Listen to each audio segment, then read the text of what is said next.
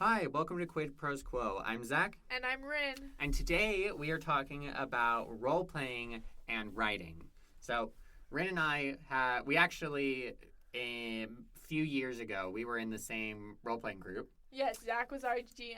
Yeah, and since then we both continued to participate in role playing, although maybe less now that we're in the middle of like tests and. I don't know what you're talking about. I'm in 5 D&D campaigns right now. That's it's impressive. Insane. That is impressive. So maybe we should kind of kowtow and be like, okay, Rin, tell us about writing and world building because I'm busy. Yeah. Okay, well, role playing is another format for storytelling. It's interesting because it's we don't usually write in second person. Right. But as you DM, you get to be like, you do this, you experience this. You see this, right? You see this. Mm-hmm. Yes. That's a really interesting part of it. But then there's so much more to role playing than just using second person. Right. One of the things about role playing is that oftentimes the way that stories appear is that you start with the world and then you go to the characters and then you go to the plot. Where everybody has their own step-by-step process as far as how they go about their creating their story. Maybe you start with the plot and then you build out from there, like I did with with my largest novel. I started with the plot, figured out, okay, who are the characters and what is the setting, and go around there. With role-playing, it's fairly straightforward. You have to start with the world and then go to the characters and then go to the plot. Yeah, and you make sure that all of the characters, fit into the world you created. In one of the session or campaigns I DM, we have this really cool world called the Fractured Isles, and then we're like, oh yeah, we're just going to fit the characters in, and then we're going to throw them together, and then from there a plot emerges. Right. So when you would want to use a role-playing game in your writing, it can be helpful to just participate in role-playing because it helps for developing skills like foreshadowing and world building.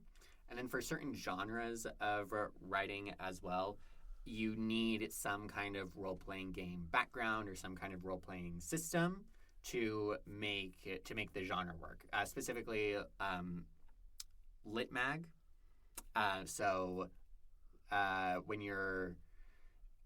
When part of the writing is engaging with like levels or skill trees or those sorts of things, then you kind of have to engage with role playing. Yes, and I would say another benefit of role playing is it's so great for developing character voice. Yes. Whether you're a DM or a player, you get to really delve into one character's head and be like, oh, is this what they would do? Is this how they would talk? Is this how they would act? Mm-hmm.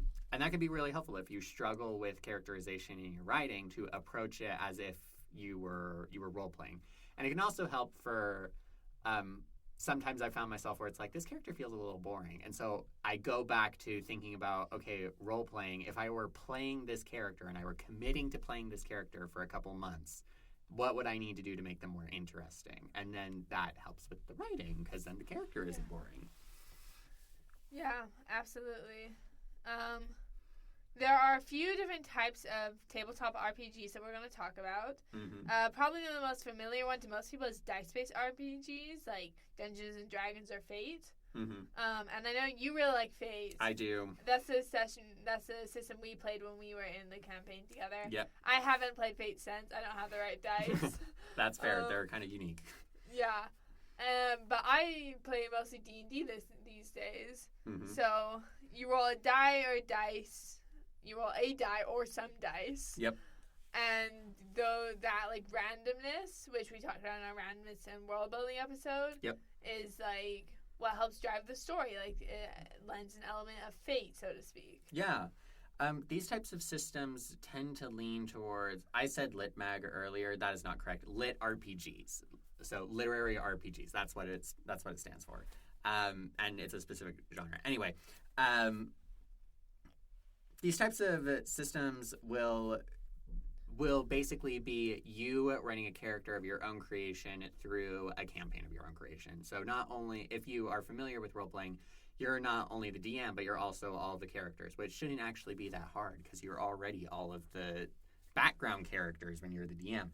But You can use the dice or you cannot, but it can be helpful to use some of those tropes and some of the skills that you develop with DMing in the context of writing. There are some systems that are dice-based but lend themselves to a more narrative flair. So Genesis or Fate are both systems where it's not so much rolling against a number, but the roll in and of itself tells a story about, okay, do they succeed or fail? Why do they succeed or fail?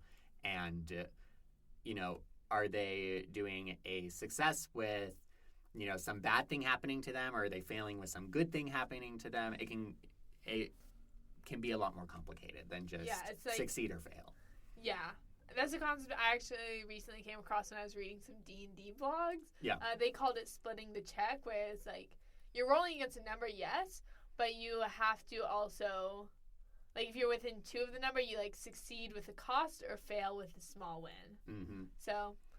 Yeah, and that's a way that you can make. So even if you're using a really numbers heavy system like D&D, you can still, spice it up by doing stuff like that. Yeah, for sure. There are also other types of tabletop role-playing games, like story-first role-playing games. So some examples are Wander Home or Dungeon World or Apocalypse World, and they're based around narrative moves. So rather than rolling a die firsthand, it's you are narrating and then something that you do triggers a dice roll. So the narrative comes first and then the dice roll comes and you move forward with that. The image that I have in my mind is kind of how the Pokemon games work, where you're just kind of wandering around and, exploring that kind of thing. But if you step into the tall grass, that's when it starts to get into the number crunchy, which move do you use? How much damage does it do? That kind of thing. Yeah, absolutely. Then I think our next topic for this episode is experimental RPGs. Yeah. Which I don't know a lot about, so I'll let you take the lead. Sure. These are role-playing games that are not classical in that they don't use dice, or that they use dice in a really inventive and different way. And so these different mechanics that they use can lend themselves better to certain narrative styles. So many of these experimental RPGs that I can think of are card-based RPGs, or if you're familiar with Fiasco and Dread, all of these systems use some kind of form of diminishing resource pool. So with a card-based RPG, you have a hand of cards that has a certain number. It has numbers in it. And as the game goes on, you have to choose which card you're going to play on a particular task. And so as you get further along, your resource pool is diminishing and it ups the tension. So if you struggle with pacing, these kinds of role-playing games can be really helpful in keeping the tension up and ramping the tension up as the narrative goes, because the players, and by extension the characters' options, start running out as time goes on. Yeah, that makes sense. Yeah, should we just recap the episode? Sure. Okay. So, role-playing is a great and fun way to approach storytelling and use the second person, which is maybe not the most applicable to writing. But, unless you're my friend Ian from my writing group who wrote a prologue in second person. Oh. Just thought of that. But some benefits of using RPG strategies is it helps you develop skills like foreshadowing, world building, character voice and distinction. Mm-hmm. Pacing, of course. And you can experiment with dice-based RPGs, story-first RPGs, card-based RPGs. Or more experimental kinds as well. Yeah, experimental kinds. You guys should try this out, and if you're already using role-playing and writing, you should let us know. DM us on Instagram. We are still working on getting an email set up. It really is executive dysfunction up in here. But we'll get an email set up maybe by the time this episode airs. But yeah, thank you so much for tuning in to Quid Pro Quo.